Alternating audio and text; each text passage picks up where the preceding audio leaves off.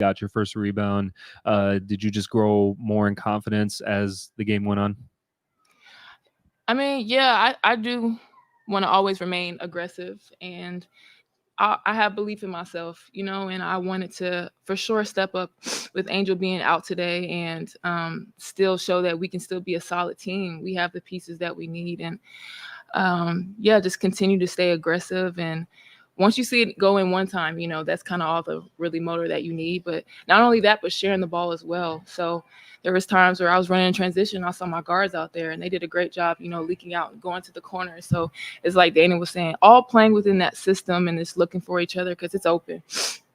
We'll go to Alyssa, then Jalen, and Annie, players first. So it was superhero night, and I don't know if you guys got a chance to see the video that they did of Diamond, but she was just talking about a moment in her life where her relationship to basketball was really strained. And I was wondering if either of you guys would be willing to share a moment in your guys' lives where your relationship to basketball was strained and just how you came back to the love of it. You put so much time and work in this game, and when you don't see the results, regardless of how old or whatever, like what level you're playing at, high school, college, professional, when you put that time in and you feel like you're not getting those results, I feel like everyone kind of get down on themselves and like, is this really what I want to do? But we love this game. Obviously, to be here, you have to. So you just got to keep putting the work in. But I'm sure everybody's hit a low point in their lives and in their career, but you got to fight through it. This is what we love to do, and we're getting paid to do it. So it's a blessing. Hey guys, you guys came out with the ball rolling and never looked back. How were you guys able to maintain focus after building a lead? I think halftime was pretty good for us, and we go into the mindset of it's still 0-0, but being able to get that lead with transition boards and get to the free throw line and really playing good defense. Yeah, I just think we played really solid, and that really carried us into the second half as well. Again, like I said, paying attention to the details going into that second half because they are a second half team. They know how to come out and adjust and make differences in their game plan. So, yeah, I'm glad that we had that strong first half and committed to staying through to the end of the game. This win coupled with the Dreams loss today puts you guys at a 1-game advantage for that 8th playoff spot. And, there's a lot of conversation about, okay, the importance of making the playoffs, but then obviously if you don't, you're in the lottery. There's just a lot of dynamics at play. So as players, what is the importance for you guys in making this 6th consecutive postseason appearance here in Chicago? And why is it important to do that, even if it's just at the 8th seed, even if it's just kind of a step in the rebuild? It's not necessarily like the championship that you obviously want to win again at some point. I would just say Coach has been saying 1 game at a time. So I feel like we're just focusing on each game, approaching it the same way, and getting the results that we want. So I feel like obviously we want to get in the playoffs. That's obviously a goal. So just knowing that we got to win games and to do so. And to remind everybody, they had us 12th in the preseason. And I don't think that's something we forget. And you just have to kind of carry that chip on your shoulder. And we've proved so many people wrong this year from top to bottom. And that's still something that we want to do. And yeah, like I said, throughout the season, we had our ups and downs, but we're still here and we're battling through adversity and whatever.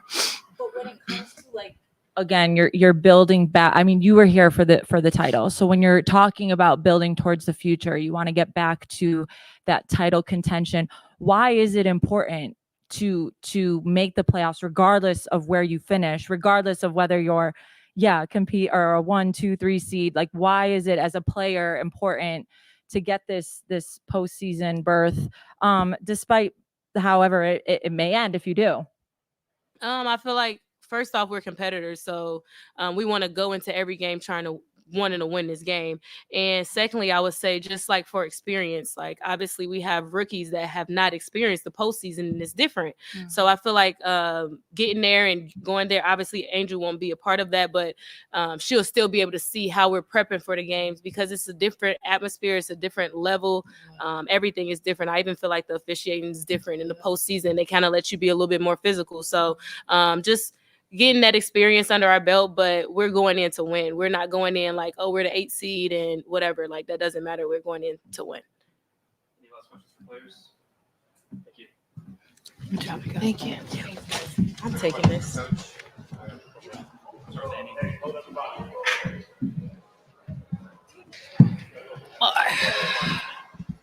Spoon, just the same question. I started with them. What's the importance of having Angel's voice on the bench? Again, she's a rookie by experience measures, but she's proven this year that, you know, rookie might not be the best word to describe her. So why is it important to have her voice on the bench? She's been a voice all season long, so there's no need to change it now. She's been talking our entire time. It's the encouragement from the bench and what she sees from the bench. She was pouring into her teammates. It's always important. It's always important, as well as he will. She's doing the very same thing. It's important to keep your voice valuable, and she's doing that by what she sees important to her teammates, so they can walk out on the floor and feel a little bit more confident with what they see, what they feel. And then for the players, how important do you think stacking back-to-back wins like this, not just wins, but, you know, dominant wins in this playoff push is for their confidence? Well, it builds it. It builds it, and it's truly helpful. The way that I said to them today, it's how you win. You know, when you win games, it's about how you win games. And this one was one of our best from beginning to the end. And it's how we played, the ball movement, everybody getting touches, knowing what we wanted to do with the ball and how important it was. And then going back and getting defensive stops. You can't look at the record of this team. That's a hell of a basketball team over there. They have some incredible athletes, and it's very, very difficult to defend their bigs, extremely difficult to keep them out of the painted area. And then you have Arike, who's an incredible shot taker and maker. So it was very, very difficult, but it built a lot of confidence for us to play the way that we did, to win the way that we did, and to dominate the way that we did. Yeah, Coach, I'll ask you the same question I asked the players. Offensively today was a great success. I mean, you're talking how fluid the offense looked in the myriad of ways you're able to score and how versatile the offense looked. Is that something you want to build on? Is that what you want the offensive identity of the Sky to embody? Well, if you look at how we scored the ball and you had a balanced attack. When you have a balanced attack, you're a pretty good damn team. And then with Dana coming off the bench and Diamond coming off the bench and playing the way that they did to give us that bench production, it's huge. It's big for us. So it's a big thing for us to be able to move the ball and everybody's being a part of. When everybody's a part of, there's a lot more excitement. I know the game just ended, but you had a couple players get banged up in the second half there, Diamond and Kennedy. Do you know anything yet, or we'll wait and see? We'll take a look at it a little bit later. I'm headed right to him right if I leave this table. Sounds good. Thank you. You got it. Appreciate it. Hey, Coach. Hi. You defensively, it felt like this was one of your best games of the season in terms of the connectiveness within your switching and what we saw from the wings as far as the field goal percentage. Can you just speak to your team's growth in that particular part of the process? Well, I'm a little tough on the defense side of the ball, so there's a lot of things that I saw that we definitely have to correct as we move forward. And, but what was so good about it is we never gave up. We never gave in. The level of intensity was high on the defensive side of the ball because that's who we are. We're a team who goes on the defensive side first. We want to be a team of defensive stops into offensive runs. We want to be a team on the offensive runs who punch the ball inside with inside-outside attack team. So that's what you actually saw tonight. And then there's been a lot of conversations about Dana for other reasons, but can you just kind of speak to the resilience that she has as a competitor to just attack every day, and then she gets an opportunity to I'm going to tell you guys again, Dana is valuable to us. See her play tonight? See how good she was? That's what we expect every time she steps on the floor. She goes and she gets it done. She does her job, and she does her job well. She came in and she was aggressive defensive for us. She was disruptive for 94 feet. She made it difficult for them to get to many options in their offense because they were low in the shot clock. That's defensive pressure. That's defensive pressure. So now everybody else can pressure up because of the pressure she puts on the ball. And then she was finding her way offensively, knocking down shots for us. That's big. Coming off the bench and scoring the way that she did and being as composed as she was. And when her name was called, like she sat here and said, she answered. Hey, Coach. I'm just wondering, thinking back to like training camp and sort of Kennedy's arrival in Chicago and then watching her play tonight. this late in the season and her performance tonight for sure. What emotions does it bring up for you? What are you thinking about when you're watching her play? And have you learned anything about yourself as a coach through working with her over the course of the season? I just learned a lot about them. They're very resilient young women. They never give up. They never give in. They compete every single time they're on the floor. When you talk about the growth of Kennedy Carter, of course I'm proud. Of course, there's many areas of growth. We all know how good she is in the game of basketball, what she can do. But people need to recognize how good she is of making everybody else around her so good. She's that type of basketball player. It's not about her out there. If it was, she'd probably go put 50 up. It's about her teammates. She wants to win, and she wants to win in the right way. And that's the way she plays the game. It's beautiful to watch. I hope everybody else sees it too, and how great this young lady is and how she's really grown in many areas of her life. I'm proud of that.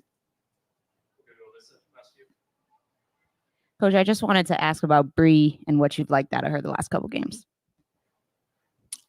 Oh, my goodness. That's the best professional athlete person you'll ever be around. By far the best. She's been in these type of atmospheres. She's been in these type of games. She knows what it's like to scratch and claw to get to the playoffs. She understands. She comes out, she plays her role well. And that's what we want from Breezy. And right now, Breezy is a huge part of what we do, always have been, especially with the way that she leads our bigs and try to give them ideas of how to guard players. She's guarded all of these players. She knows. So when she's called, we know we got a great name being called. And she goes out and she definitely gets her job done.